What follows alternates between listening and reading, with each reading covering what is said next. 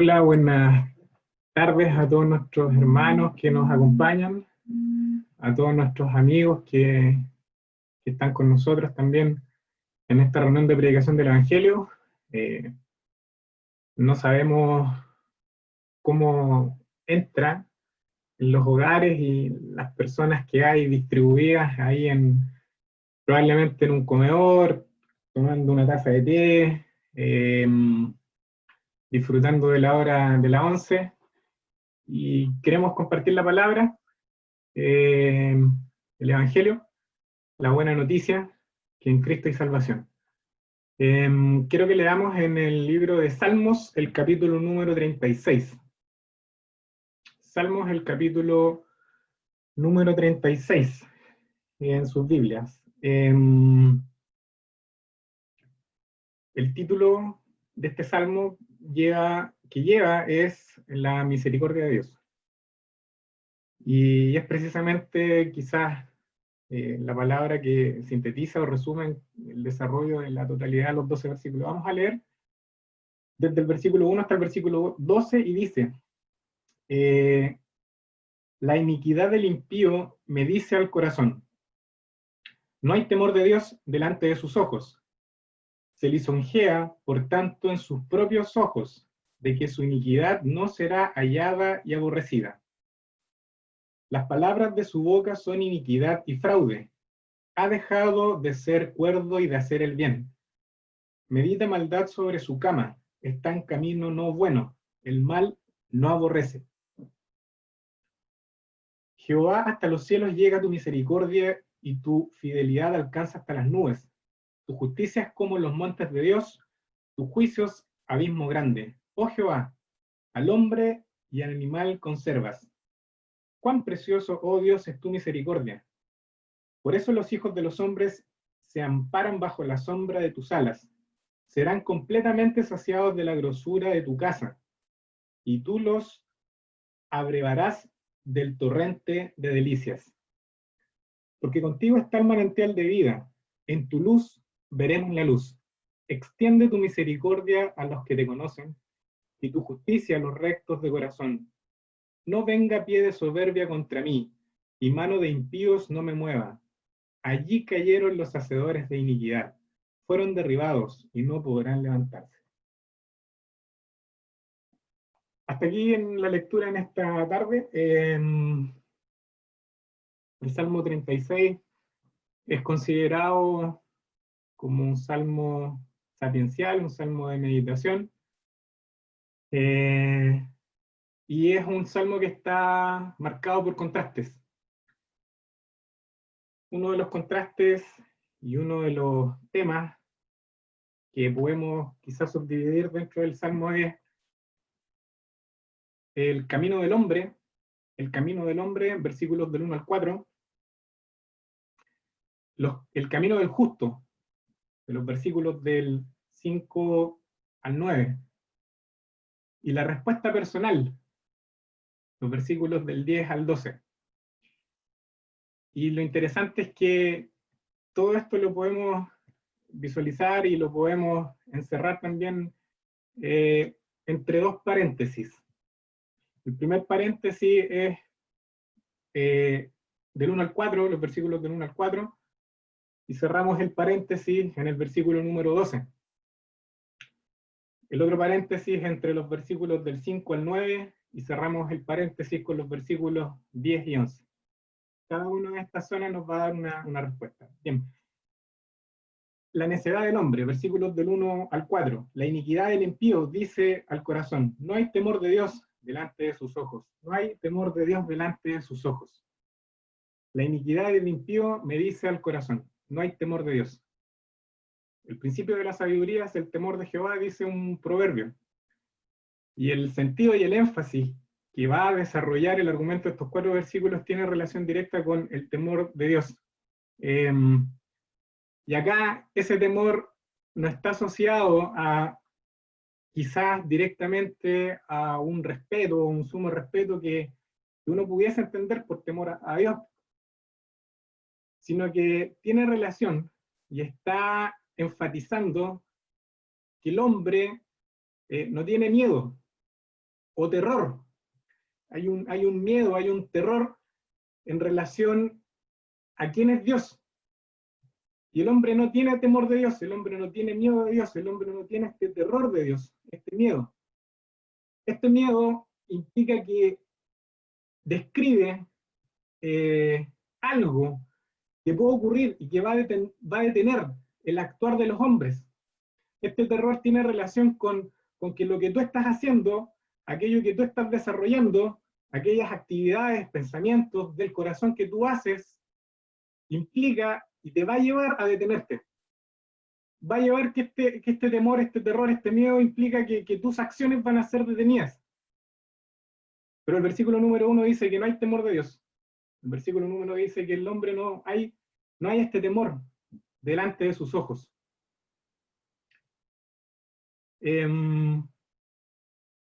Esto implica que el hombre en sus caminos no considera a Dios. No hay una consideración hacia Dios en sus vidas. Viven las vidas, el hombre vive la vida como si Dios no existiera. El no tener temor de Dios implica que hay una versión que lo traduce de la siguiente forma: que se paran de forma insolente frente a Dios. El hombre se para de forma insolente frente a Dios. Eso es lo que está describiendo el versículo número 1, que el hombre se para de forma insolente delante de Dios.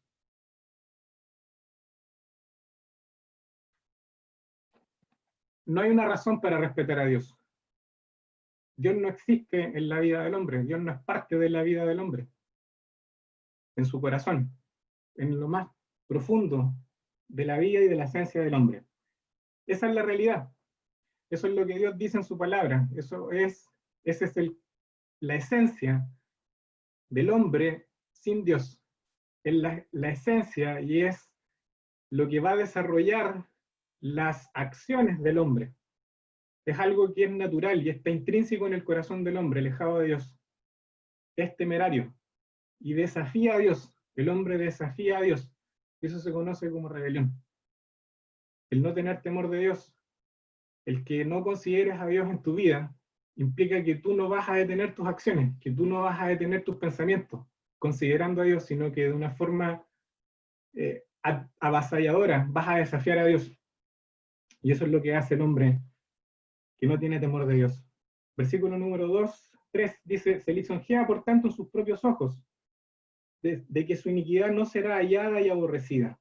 Las palabras de su boca son iniquidad y fraude. Ha dejado de ser cuerdo y de hacer el bien. Y esto marca un contraste. El contraste entre el temor de Dios o el miedo que te paraliza para que tú dejes de vivir, para que yo deje de vivir la vida que yo quiero vivir sin Dios, en contraste con palabras suaves, que es el sentido del versículo 2. Se lisonjea, por tanto, y usa palabras suaves. Este terror que te debería paralizar contrasta con lo que hace el hombre usando palabras suaves, usando estos pensamientos que van suavizando la vida y que de cierta forma el propósito que tiene es precisamente no detener tus acciones, sino que justificarlas. Precisamente tiene relación con que estos pensamientos suaves van calmando la conciencia. Tu corazón le habla a tu voluntad, a tus pensamientos. Y como no hay terror, no hay temor, no hay miedo para detener las acciones, tu propia mente, tu propio corazón va lisonjeando, va hablando y va mostrando palabras suaves. Creyendo con esto que tu corazón pecaminoso, que mi corazón pecaminoso, no va a ser evidenciado, no se va a evidenciar, no se va a mostrar. Que la iniquidad no será hallada y aborrecida. En el fondo es como un aplacamiento de la conciencia.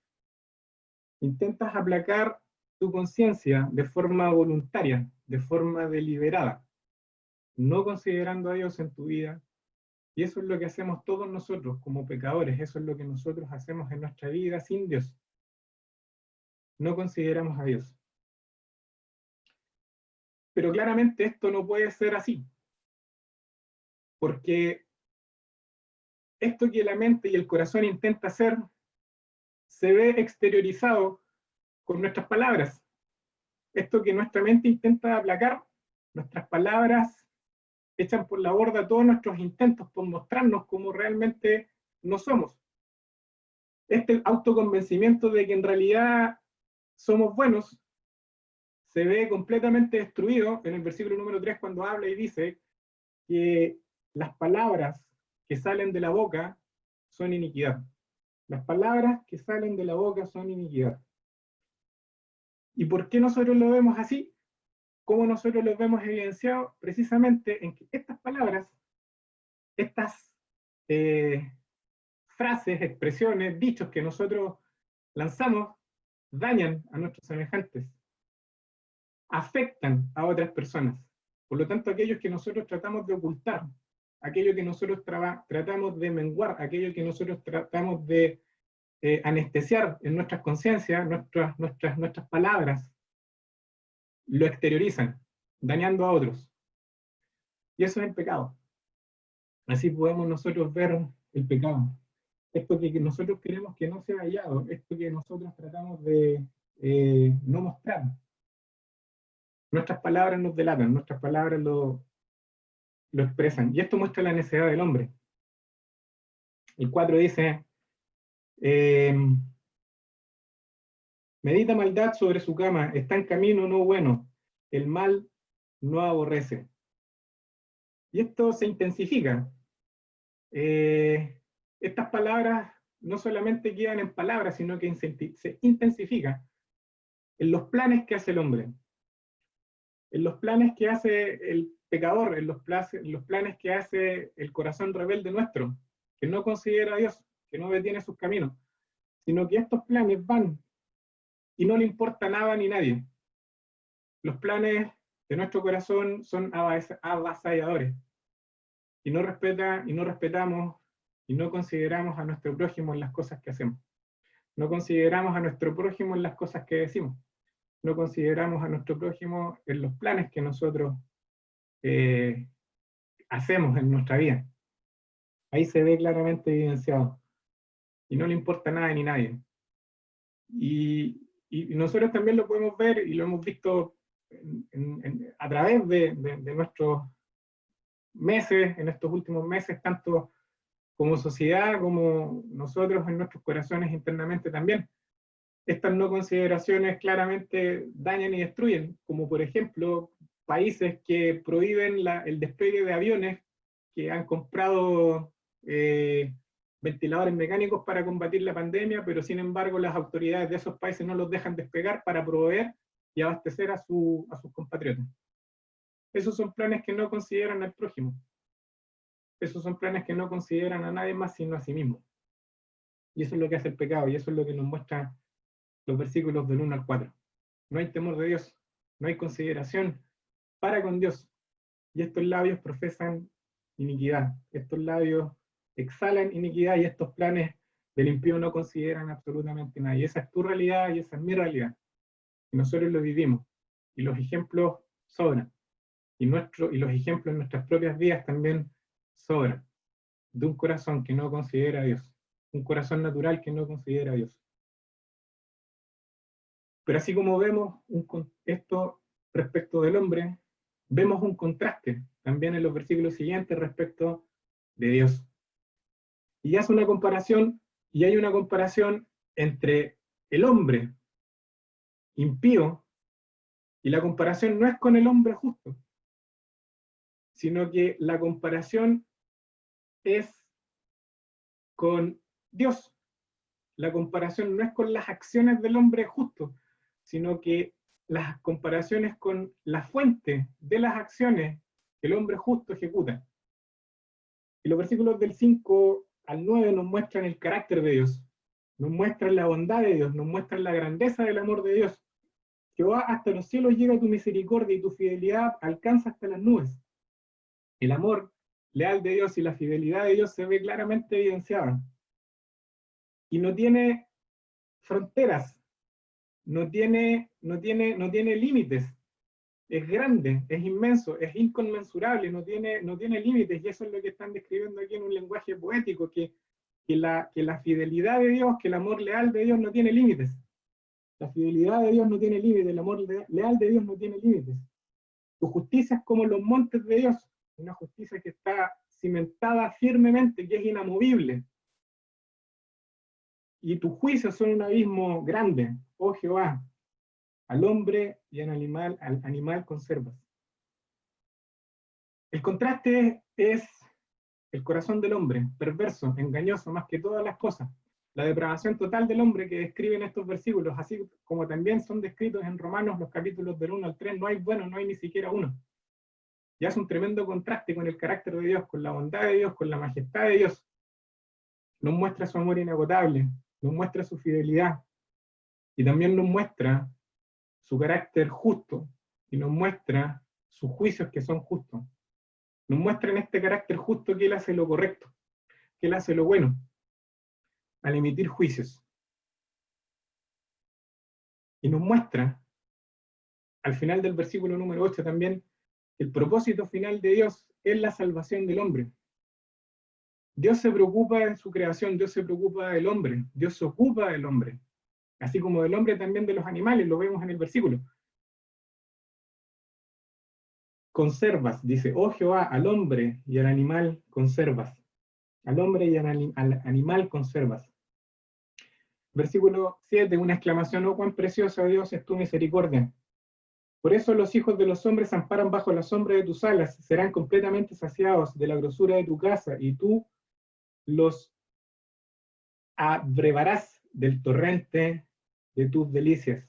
Y todo esto nos muestra bendiciones espirituales, todas estas cosas nos muestran y nos describen la bondad de Dios, la generosidad de Dios, la provisión de Dios para con los justos, basado en el carácter de Dios, basado en la esencia de Dios. La esencia de Dios es salvación.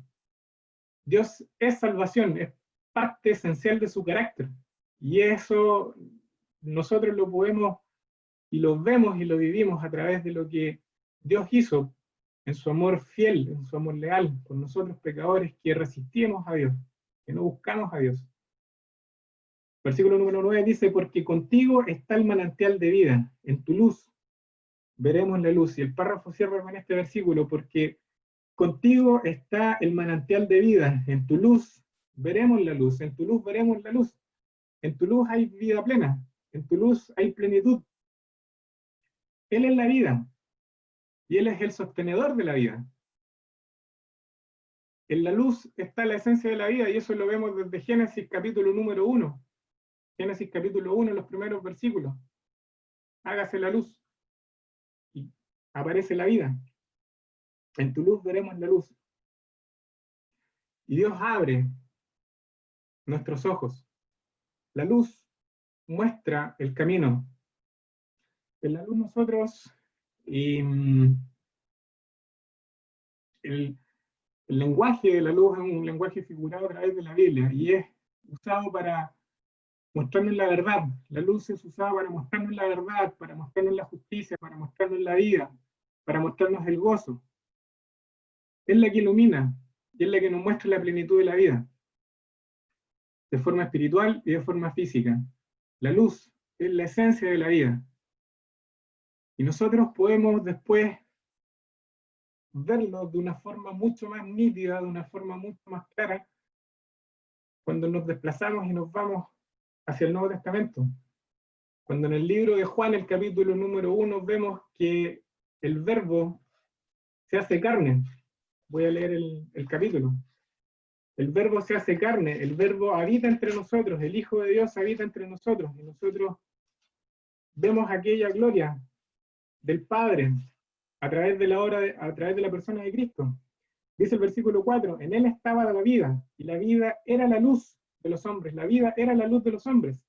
La luz en las tinieblas resplandece, y las tinieblas no prevalecieron contra ella. El versículo 9 dice, aquella luz verdadera que alumbra a todo hombre venía a este mundo. Capítulo número 8, versículo número 12. Jesús dice, Yo soy la luz del mundo, el que me sigue no andará en tinieblas, sino que tendrá la luz de la vida. Capítulo número 9, versículo número 7 dice, fue entonces, y se la hoy regresó viendo. 9:5, entre tanto que estoy en el mundo, luz soy del mundo. Cristo es la luz del mundo. Jesús es la luz del mundo. En Él hay plenitud de vida. Está el contraste entre el carácter de Dios, está el contraste entre la vida pecaminosa, entre la actitud nuestra, rebelde contra Dios, que desprecia a Dios, que vive como si Dios no existiera. Y por otro lado tenemos el carácter y la esencia de Dios, con un amor fiel, con un amor leal, inagotable. Sus fronteras no tienen límite. No hay fronteras para la fidelidad de Dios, para el amor de Dios.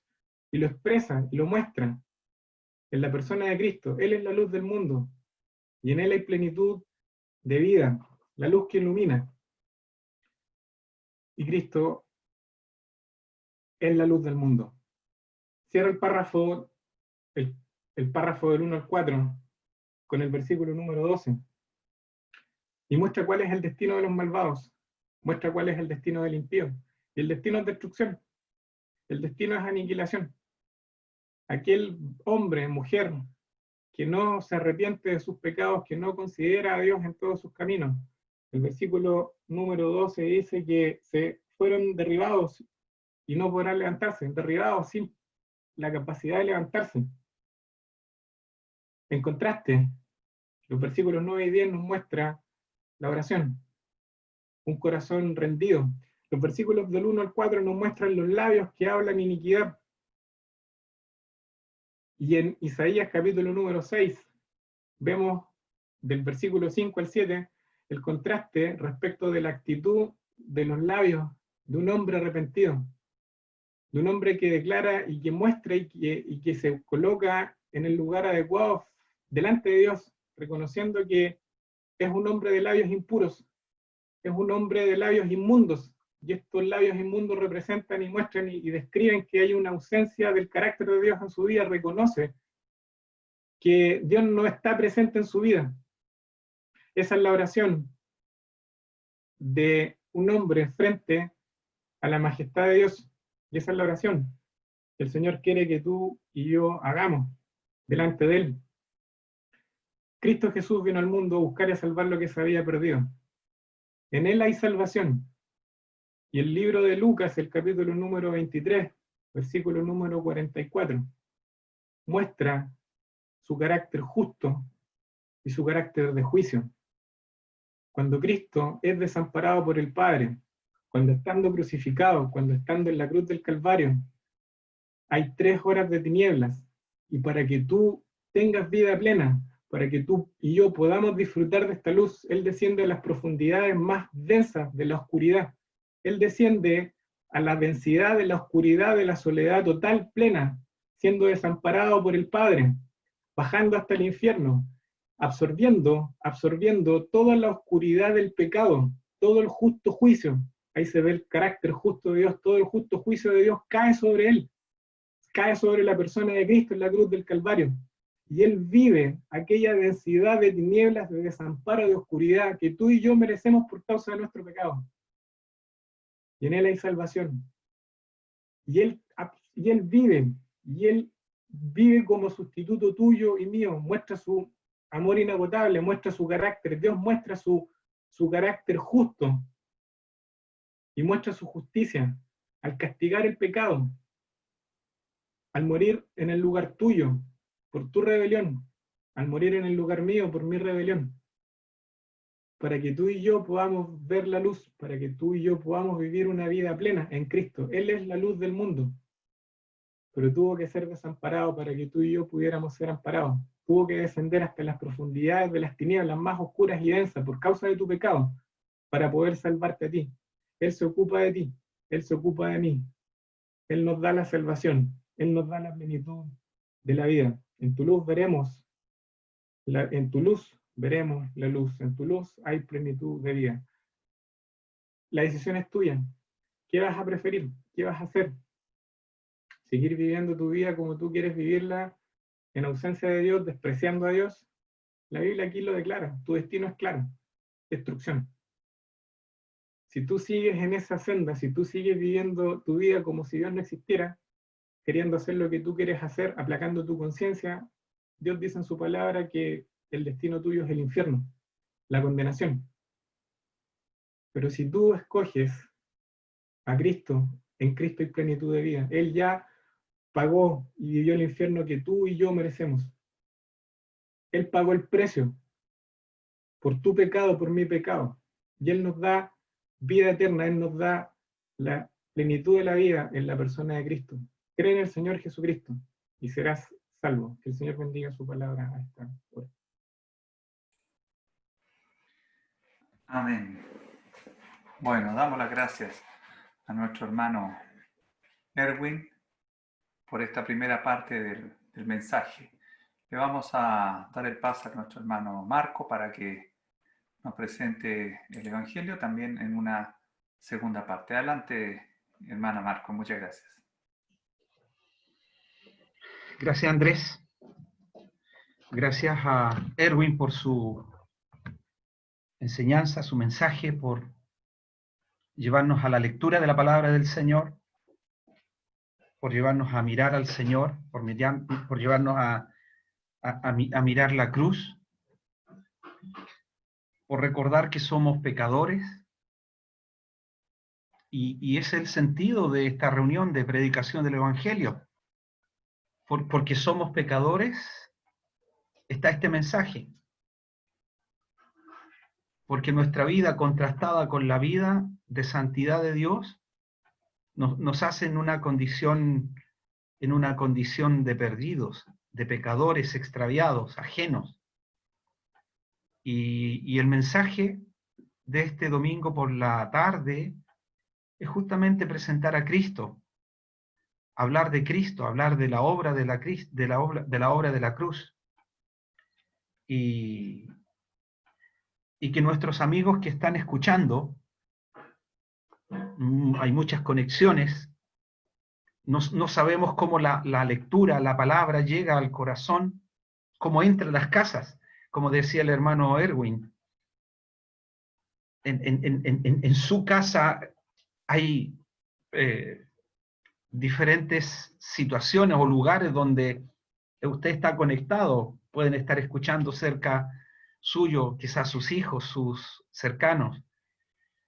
Queremos que Dios use esta palabra para que esta palabra llegue al corazón, para que llegue palabras de salvación a su hogar. Para esta segunda parte, vamos a continuar con el mismo mensaje, pero a partir de otra lectura. Toda la Escritura, desde el Génesis al Apocalipsis, toda la Escritura es cristocéntrica. No importa en qué lugar de la palabra de Dios, de la Escritura, no importa en qué libro leamos, toda la Escritura va y converge en nuestro Señor. Vamos a volver a leer el pasaje o parte del pasaje que leímos la última vez que estuvimos juntos, Hechos el capítulo 5. Hechos el capítulo 5. Estuvimos leyendo y meditando, leímos la vez anterior desde el versículo 17 al 42 y nos centramos principalmente en algunos versículos entre el 20 y el 31. Allí estaba Pedro y Juan entregando un mensaje y en los versículos 28 al 31 está el centro de ese mensaje, que fue recepcionado por hombres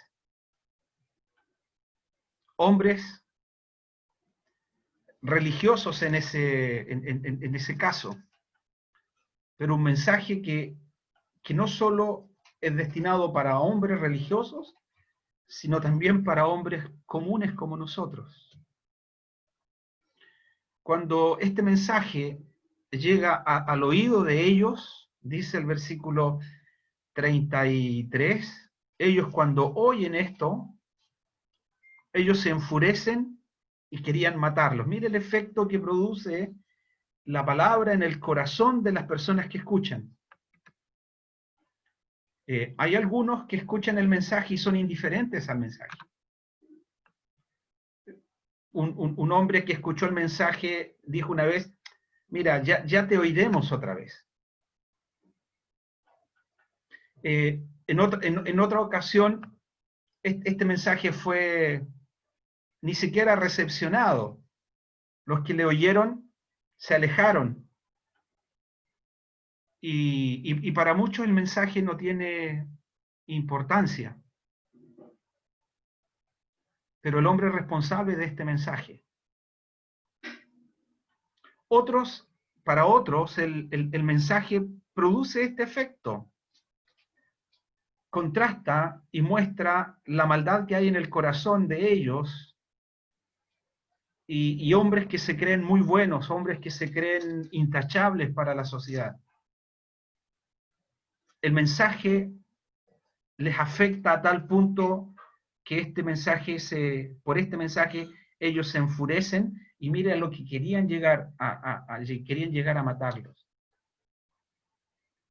¿Cuántas veces este mensaje llega al corazón de las personas? Y los que lo oyen deben tomar una actitud. Dios busca en las personas a los cuales este mensaje llega que respondan al mensaje. Cuando el Señor instruye a los suyos, les dice, id y predicad el Evangelio a toda criatura. El mensaje es ir y predicar el Evangelio a todos. Y el efecto que produce el mensaje en las personas son dos. El que oyere, el que oye y cree, ir y predicar el Evangelio a toda criatura, el que oye, el que cree, tiene vida eterna. Pero el que rehúsa creer. Por lo tanto, este mensaje del Evangelio demanda una actitud, una decisión en nuestra vida. Y usted cuando escucha el mensaje también demanda una decisión en su vida. O va a creer el mensaje o va a rechazar el mensaje. Y hay muchas maneras de rechazarlo, ignorando, escuchando y diciendo sí, es un bonito mensaje, es un mensaje entretenido.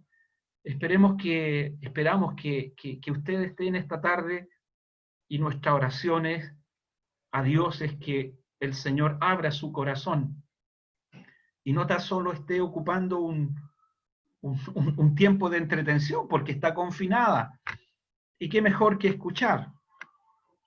Yo sé a varios que están solitos en casa y han aprovechado de conectarse para escuchar mensaje en Concepción, en Los Ángeles, en Santiago y así en otros lugares de nuestro país. Nuestro deseo es que ese mensaje tenga efecto en el corazón.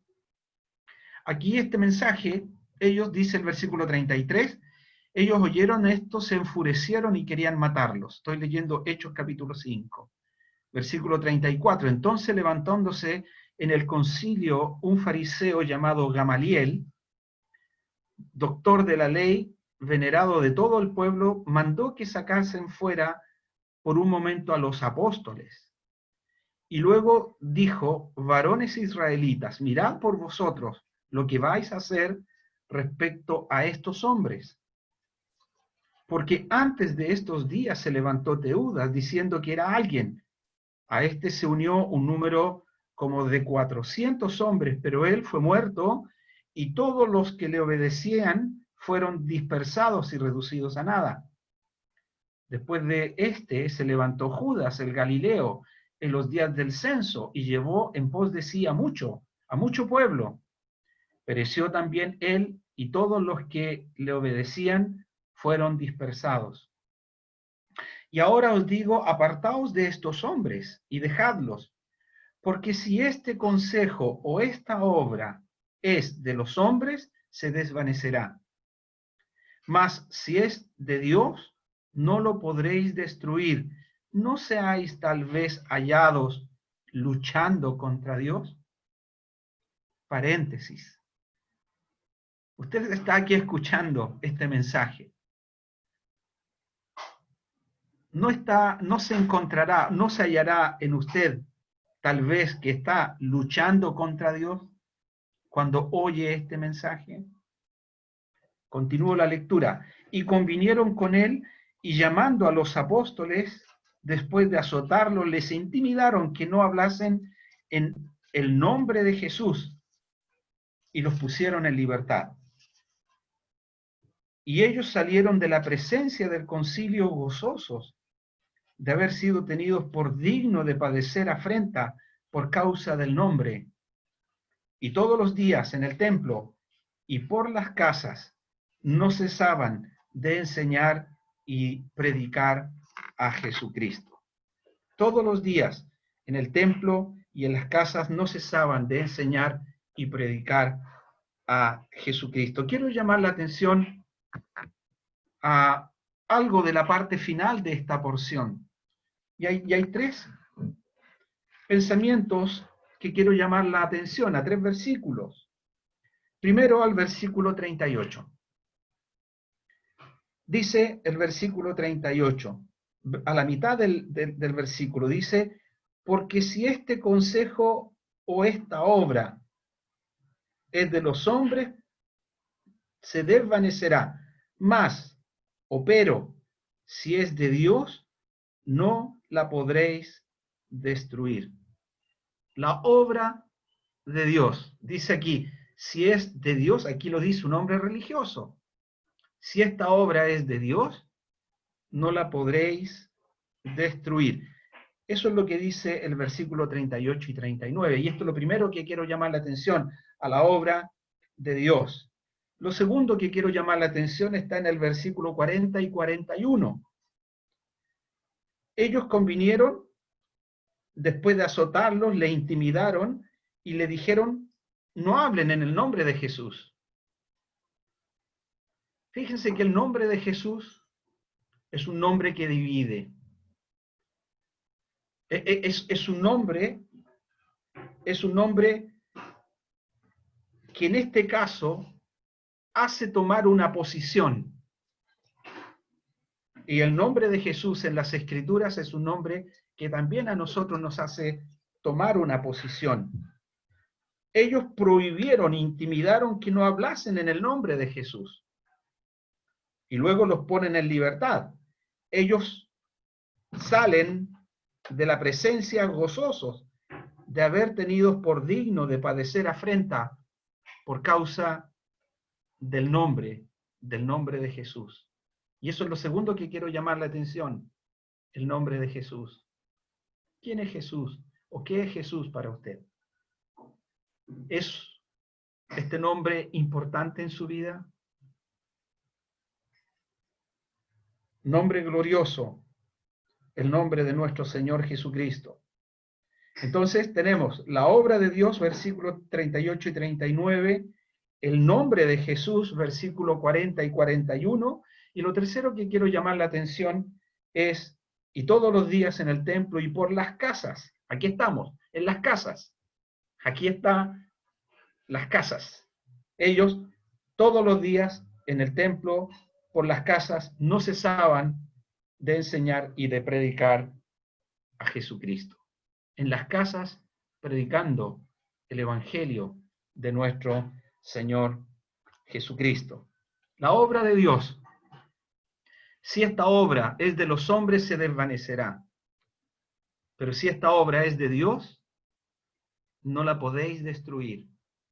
Un mensaje leído, mencionado, registrado en la palabra de Dios que tiene casi 2000 años.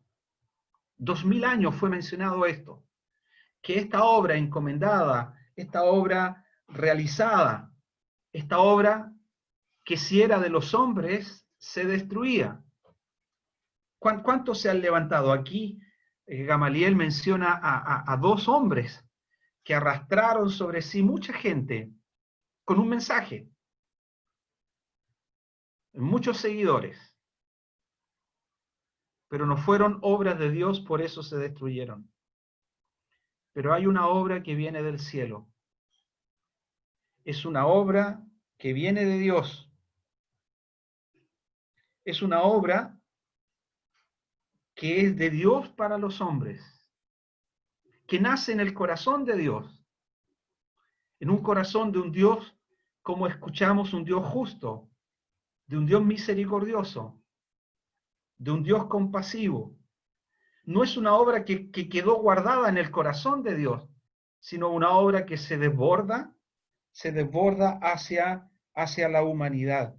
Estoy pensando en Nicodemo, cuando Nicodemo viene a visitar al Señor y le dice: Rabí, sabemos que has venido, o maestro, sabemos que has venido de Dios. Como maestro has venido de Dios, porque nadie puede hacer estas señales o nadie puede hacer estas obras que tú haces si no está Dios con él. Dios en las obras de Jesucristo. ¿Conoces tú las obras de Jesucristo? ¿Conoces tú la obra de Jesucristo? Jesús no es solo un hombre histórico. Históricamente nadie puede negar la existencia de Jesús. Jesús no es solo histórico. No es solo aquel que aparece en Belén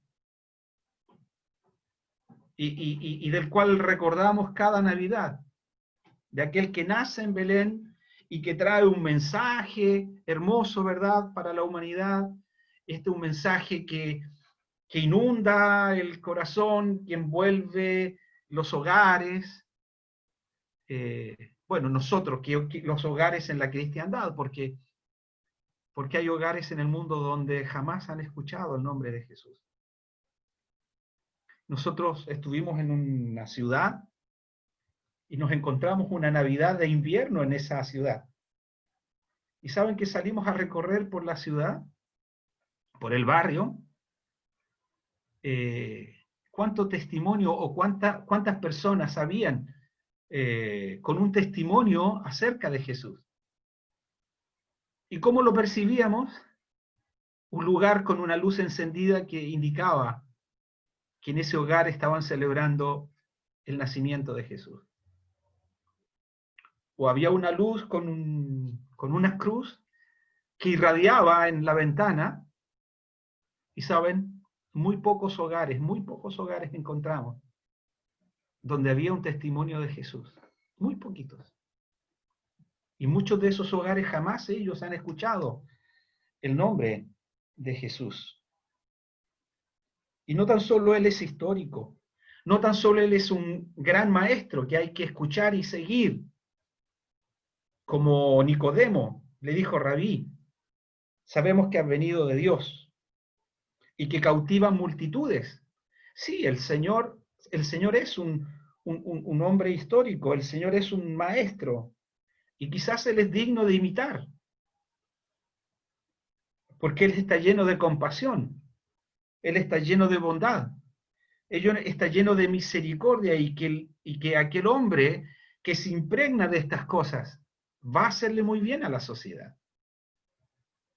En una sociedad con falta de compasión, con falta de empatía, una sociedad encerrada en sí mismo.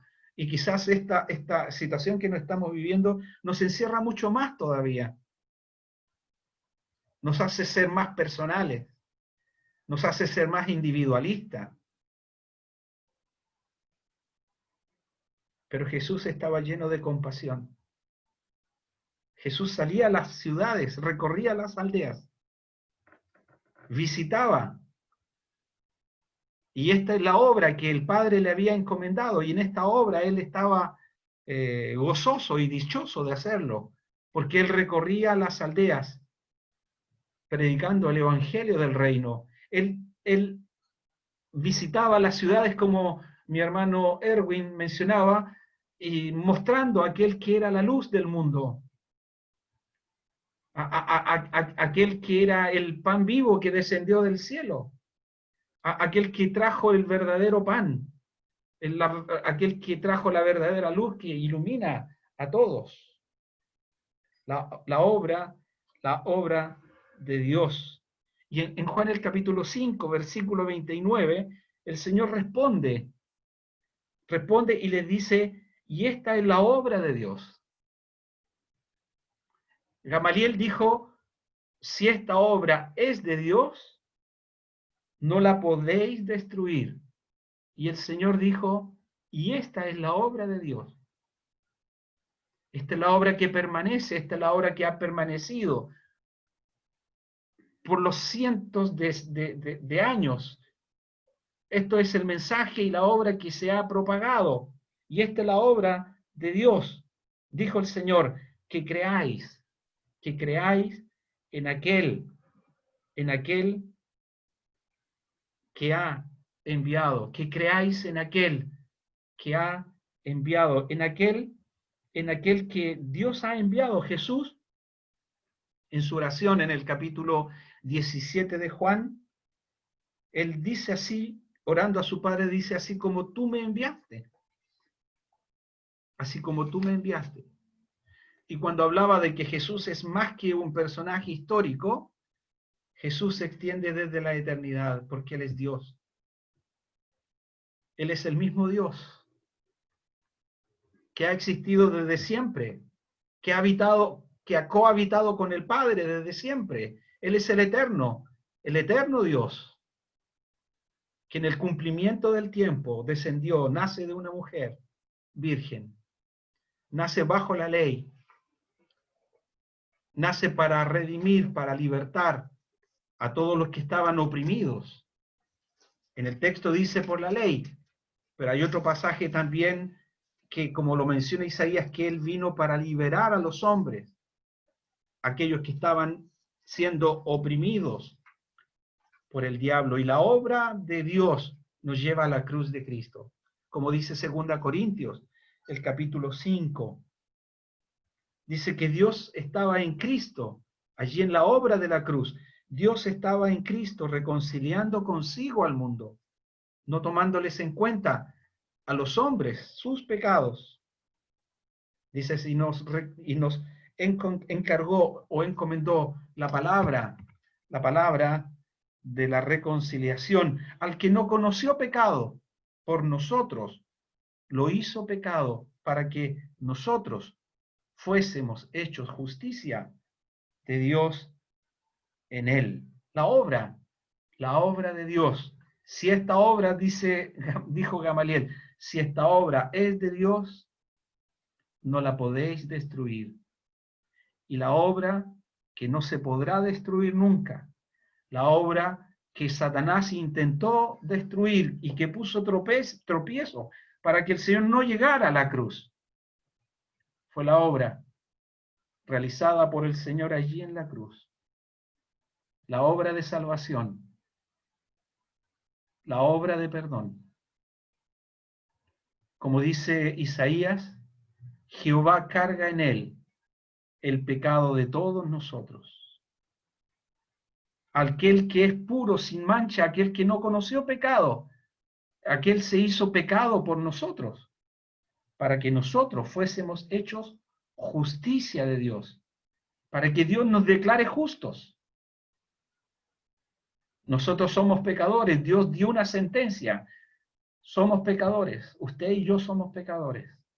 Nuestros pecados no nos han alejado de Dios, nuestros pecados nos llevan a la condenación eterna, nuestros pecados nos llevan al infierno. Pero la obra de la cruz está, no ha podido ser y no será jamás destruida, porque esa obra de la cruz trae a nosotros, o a aquel que cree, el perdón de pecados. Jesús, el segundo punto, rápidamente porque la hora ya nos ha alcanzado. Jesús, el segundo punto. Ellos le rechazaron, como dice el versículo, en el versículo, se enfurecieron, ellos querían matarlo, como dice el versículo 33. Ellos les encargaron de que no hablasen en ese nombre, el nombre de Jesús, nombre glorioso, el nombre de nuestro Señor Jesucristo, nombre poderoso, nombre de revelación. El ángel, cuando anuncia a María, allí en Mateo el capítulo 1, le dice, llamará su nombre Jesús. Usted sabe cómo sigue el texto. ¿Por qué? Porque Él salvará a su pueblo de sus pecados. Él salvará a su pueblo de sus pecados. Y eso significa Jesús. ¿Sabía usted que Jesús significa Salvador? Jehová salva. El Jehová del Antiguo Testamento, que tuvo compasión de Israel, que liberó a Israel y que puso su nombre en medio de aquel pueblo. Ese mismo Dios Todopoderoso se ha revelado en Jesucristo, en aquel que es el Curios, como se declara allí en Hechos el capítulo 9 y se revela a Saulo de Tarso cuando él va en busca de los cristianos para matarles, para ponerlos en la cárcel. Allí se aparece el Señor. Y él le dice, Saulo, Saulo, ¿por qué me persigues? Y Saulo dijo, ¿quién eres, Señor? Yo soy Jesús, a quien tú persigues. Yo soy Jesús. Yo soy el Curios. Yo soy el Señor soberano. Yo soy el Cristo. Yo soy el Dios eterno. Yo soy el que tiene toda autoridad. Yo soy el Curios. Yo soy Jesús, le dijo, a quien tú persigues. ¿Conoces tú a Jesús? ¿Quién es Jesús para ti? Nombre revelador para Saulo de Tarso. Y en ese nombre, Saulo de Tarso encontró la transformación de su vida. El Señor se le revela y la vida de Saulo es transformada. Juan allí en el libro del Apocalipsis, el capítulo 1, recibe aquella revelación de aquel que le dice, yo soy el principio, yo soy el fin, yo soy el alfa y la omega. Él estaba allí por testimonio de Jesucristo. No temas, le dijo él, yo soy el primero y el último y el que estuve muerto, mas he aquí que vivo por los siglos de los siglos.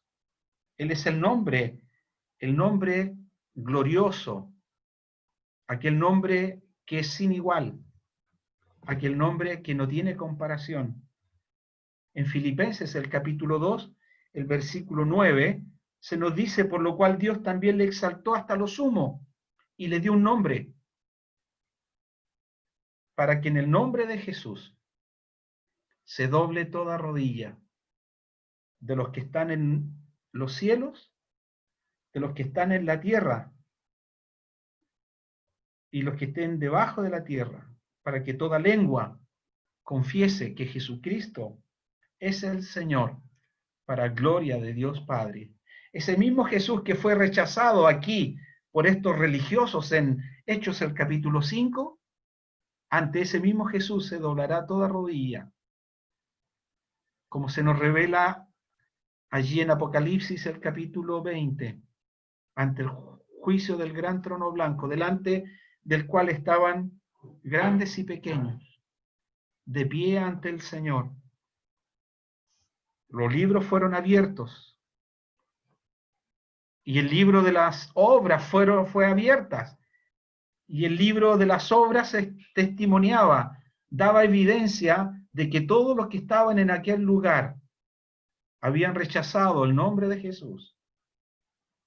No amaron, ni siguieron, ni fue importante el nombre de Jesús en su vida. Jesús, ¿quién es para ti? Él es el nombre de nuestro Salvador, aquel que tiene toda autoridad en el cielo y en la tierra, y en quien toda lengua confesará y toda rodilla se doblará para declarar que Él es el Señor, para gloria de Dios Padre. Y finalmente este mensaje entra a las casas. ¿Y cómo este mensaje entra a las casas?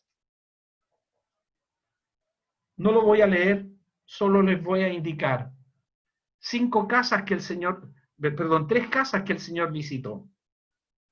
La casa de Zaqueo. El Señor le dijo a Zaqueo, Zaqueo, date prisa, hoy es necesario que pose yo en tu casa. Es una necesidad que yo vaya a tu casa. Y allí el Señor le revela y le dice, porque hoy ha venido la salvación a esta casa. Y le da una declaración, porque el Hijo del Hombre vino a buscar y a salvar lo que se había perdido. Mire, el Señor lo dijo en una casa, en la casa de Zaqueo. Esta tremenda declaración que ha continuado y que ha estado y ha resonado a través de todos los siglos. ¿Y cuántos han venido al Señor entendiendo que Él es el Hijo del Hombre y que Él vino a buscar y a salvar lo que se había perdido? Y yo, siendo un pecador perdido, Él vino a buscarme y Él me encontró para salvación. La segunda casa que quería recordar era la casa de Simón el leproso. Allí el Señor se encuentra con una mujer. Esta mujer que derrama ese perfume delante del Señor y unge el cuerpo del Señor. Y el Señor declara allí en esa casa y le dice, déjala, porque algunos decían, ¿por qué está esta mujer desperdiciando tanto dinero, derramando este perfume? Y el Señor dijo, déjala, porque al derramar este perfume sobre mi cuerpo, lo ha hecho a fin de prepararme para la sepultura. ¿Sabías que el Señor no recibió especies aromáticas, como era la costumbre judía? Porque el Señor, cuando muere en la cruz, le toman y lo envuelven y ya era el día de reposo, en la víspera del día de reposo, y lo dejan ahí. Y las mujeres habían preparado ungüentos al día siguiente para llevarlo. Pero no podían estar el día, del sábado, y fueron el día domingo temprano para ungir el cuerpo del Señor, y ya el Señor no estaba. ¿Saben quién ungió el cuerpo del Señor? Fue esta mujer. Y en esta casa el Señor le revela que Él iba a la cruz, y que Él iba a morir, y que su cuerpo sería ungido, iba a ser preparado por esta mujer, y que Él iba a la cruz. Fue en esta casa de Simón donde el Señor revela que Él va a morir. Y finalmente hay otra casa, que es una casa donde llegan los religiosos y el Señor está allí enseñando y bajan a un hombre leproso. Perdón, bajan a un hombre paralítico. Y el Señor sana a ese hombre. Y el Señor le declara en esa casa, tus pecados, a este hombre le dice, tus pecados te son perdonados. Y enseña en esa casa, pues para que sepáis que el Hijo del Hombre tiene potestad en la tierra para perdonar pecados. Le dice a este hombre paralítico, levántate y anda. Y allí el Señor en esa casa revela de que Él es Dios poderoso y dispuesto a perdonar a todo aquel que ejerce fe en Él. La salvación ha venido a esta casa. El Señor va a la cruz y lo revela, que Él va a morir y que Él es el Dios todopoderoso que está dispuesto a perdonar a todo aquel que se acerca. Y ese es el Evangelio. El Evangelio es Dios perdonando, Dios viniendo, Dios muriendo en una cruz, el Señor siendo sepultado, resucitando al tercer día, conforme a las Escrituras, apareciendo a muchos, para que todo aquel que en Él cree, esa obra no se pierda, mas tenga vida eterna. ¿Crees tú en Jesús? ¿Crees tú en la obra de la cruz? ¿Es el mensaje de la cruz el mensaje que está entrando en tu casa? Recíbele, recíbele. No cierres tu casa a la voz del Señor, no cierres tu casa a este mensaje. Que este mensaje llegue al corazón de cada uno de ustedes para el perdón de sus pecados. Solo Jesucristo salva. Los discípulos estaban gozosos, habían tenido por dignos de anunciar salvación en ese nombre, y cada día visitaban las casas para hablar de Jesús y hablar que en Él hay salvación. ¿No te gustaría tener salvación? ¿No te gustaría tener el perdón de tus pecados?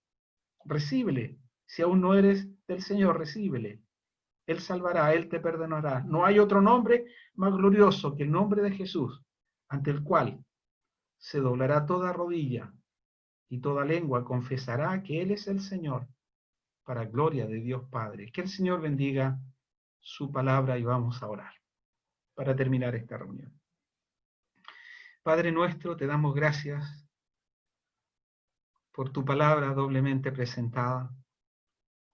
Te damos gracias por nuestro Señor, porque tú nos has dejado tu palabra.